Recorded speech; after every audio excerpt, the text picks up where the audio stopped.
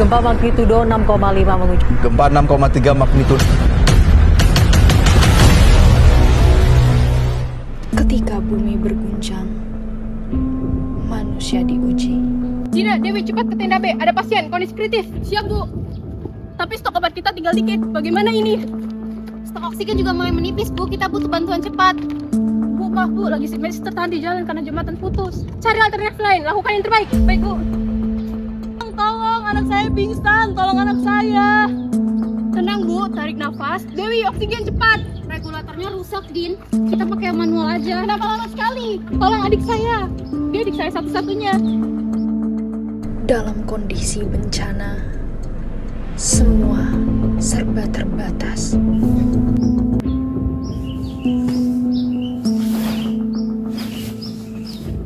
Pukul 10, saya turut berduka cita ya, Bu. Tidak anakku. Kalau nggak bisa nggak usah jadi penyelamat. Kalian pembunuh. Kalian bilang tenaga kesehatan, kalian bisa menolong. Lalu kenapa anak saya meninggal? Bu, kami sudah berusaha maksimal dan alat seadanya. Bu Nina, Bu Karin, ini bencana. Tidak ada yang mau ini terjadi. Mereka sudah tidak tidur selama 3 hari. Kami juga kehilangan banyak pasien, Bu. Setiap kali kami juga merasakan kesedihan seperti kalian. Bu Karin, Bu Nina, saya mengerti kesedihan kalian. Tapi tim kami bekerja di luar kapasitas. Saya akan laporkan kalian. Ini kelalaian medis. Kalian harus bertanggung jawab. Sepertinya ini akan menjadi kasus yang rumit.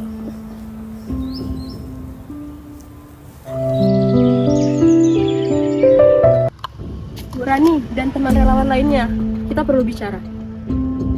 Bu Rani, Dinas Kesehatan menerima dugaan laporan kelalaian medis dari keluarga korban. Kita harus investigasi.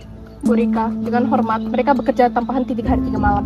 Mereka pahlawan, bukan kriminal. Ini situasi darurat, kita perlu melihat dari perspektif hukum, bukan hanya medis. Saya paham, Bu Nadia, tapi ada prosedur yang harus diikuti. Ini untuk melindungi semua pihak. Kami kesini sebagai relawan, tapi kenapa sekarang kami dijadikan tersangka? Saya bukan ingin menyalahkan kalian, tapi ada hukum yang harus berjalan. Ini juga untuk melindungi kalian dari tuduhan sembarangan. Kita perlu duduk bersama, keluarga korban, tim medis, pihak berwenang, cari jalan tengah. Saya saksi mereka bekerja luar biasa, tanpa istirahat dan tanpa keluh kesah. Apa kita salah menolong? Enggak, Din. Kita nggak salah. Tapi itu hukum. Hukum nggak selalu mengerti posisi kita. Saya sudah riset, Undang-Undang Nomor 36 Tahun 2014, Pasal 57 melindungi tenaga kesehatan yang bekerja sesuai profesi. Lalu kenapa kami masih dituduh lalai? Kami sudah berusaha maksimal. Karena ada gap antara hukum dan realita.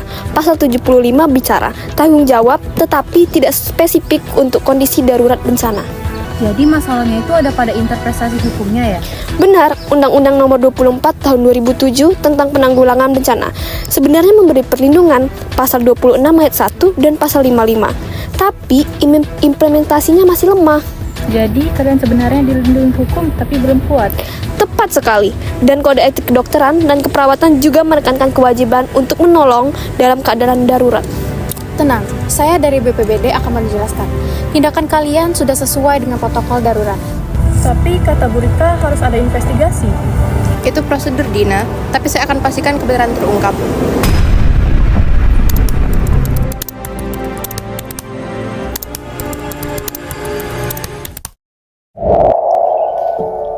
Mari kita duduk sejenak.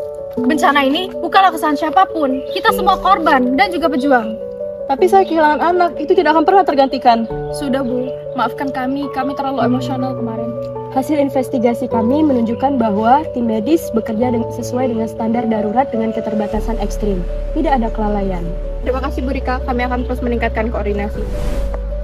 Dari kasus ini, saya harap adanya peningkatan terhadap perlindungan relawan. Ini menjadi presiden bagus untuk penguatan regulasi untuk tenaga kesehatan maupun medis dalam bencana. BPBD akan pastikan setiap relawan mendapatkan perlindungan hukum yang jelas. Ini prioritas kami. Kami dari Dinas Kesehatan juga membantu memperjelas perlindungan bagi relawan. Mereka layak merasa aman saat menolong. Maafkan saya, Bu Dina. Saya tahu kalian juga terluka. Iya, kami di sini untuk menolong, bukan untuk disalahkan atau dipuji. Inilah bentuk kemanusiaan yang sesungguhnya. Dalam keadaan darurat bencana, tenaga kesehatan relawan berhak atas perlindungan hukum penuh. Kemudian sesuai dengan Undang-Undang Nomor 17 Tahun 2023 tentang Kesehatan dan Undang-Undang Nomor 24 Tahun 2007 tentang Penanggulangan Bencana. Dan juga kode etik profesi, kemanusiaan dan profesionalisme harus dilindungi, bukan diancam. Naskah drama di balik reruntuhan suara hukum dan kemanusiaan, di mana dilema antara tenaga medis dan kesehatan yang menghadapi resiko hukum saat sedang bertugas di tengah bencana. Berdasarkan Undang-Undang Nomor 17 Tahun 2023 tentang Kesehatan, yang dimana perlindungan hukum tenaga medis dan tenaga kesehatan diatur dalam Pasal 273 dan Pasal 275, yang diperkuat dalam Peraturan Perundang-undangan Nomor 28 Tahun 2024 tentang penyelenggaraan di bidang kesehatan. Pasal 273 ayat 1 menegaskan bahwa tenaga medis berhak untuk memperoleh perlindungan hukum selama melaksanakan tugas sesuai dengan standar profesi, pelayanan, prosedur operasional, dan etika profesi. Dan pada ayat 2 yang menjamin kesehatan dan keselamatan kerja tenaga medis selama bertugas. Kemudian diatur juga pada pasal 275 ayat 1 yang mewajibkan tenaga medis untuk memberikan pertolongan pertama dalam kondisi gawat darurat dan atau bencana. Dan ayat 2 menegaskan bahwa tenaga medis yang memberikan pelayanan penyelamatan nyawa dikecualikan dari tuntutan ganti rugi.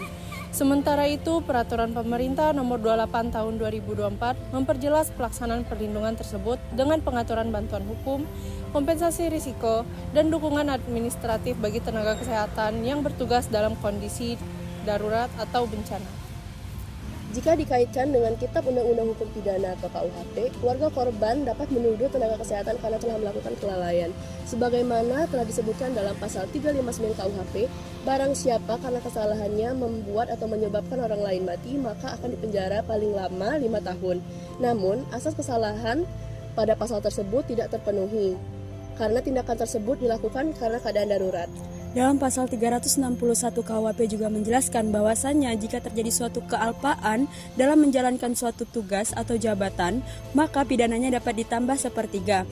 Namun, karena tenaga kesehatan bekerja sesuai dengan itikat baik dan standar profesinya, maka ketentuan tersebut tidak dapat diberlakukan. Apabila dikaitkan dengan KUHP, khususnya pasal 359 tentang kelalaian yang menyebabkan kematian dan pasal 361 tentang kelalaian dalam menjalankan tugas, unsur kesalahan dalam pasal-pasal tersebut tidak terpenuhi karena tindakan tersebut dilakukan dalam keadaan darurat dan dengan itikat baik. Sementara dalam KUH Perdata pasal 1365 tentang perbuatan melawan hukum dan pasal 1366 tentang tanggung jawab akibat kelalaian juga tidak dapat diterapkan sebab kondisi ini merupakan keadaan memaksa atau overmah yang menghapus tanggung jawab hukum. Dengan demikian, berdasarkan hukum positif yang ada di Indonesia, tindakan yang dilakukan oleh tenaga medis kesehatan relawan itu tidak memenuhi unsur pidana dan juga unsur perdatanya, karena tindakan tersebut dilakukan secara darurat berdasarkan itikat baik dan juga standar etika profesi. Perlindungan hukumnya itu diatur dalam pasal 273 dan juga pasal 275 Undang-Undang Nomor 17 Tahun 2023 tentang Kesehatan dan juga diatur dalam Peraturan Pemerintah Nomor 28 Tahun 2024 yang mana hal tersebut menjadi dasar dalam penguatan bahwa tindakan yang dilakukan tersebut tidaklah termasuk ke dalam perbuatan yang melanggar dan juga tidak termasuk ke kegiatan lalai ataupun tindakan pidana, sehingga tenaga medis relawan itu haruslah dilindungi oleh hukum. Ketika hukum bertemu kemanusiaan, seharusnya saling melindungi, bukan saling melukai. Kami akan terus di sini karena inilah panggilan kami. Dengan perlindungan yang lebih baik lagi. Terima kasih semuanya. Kemanusiaan tidak boleh kalah oleh ketakutan, dan hukum harus menjadi perisai, bukan pedang.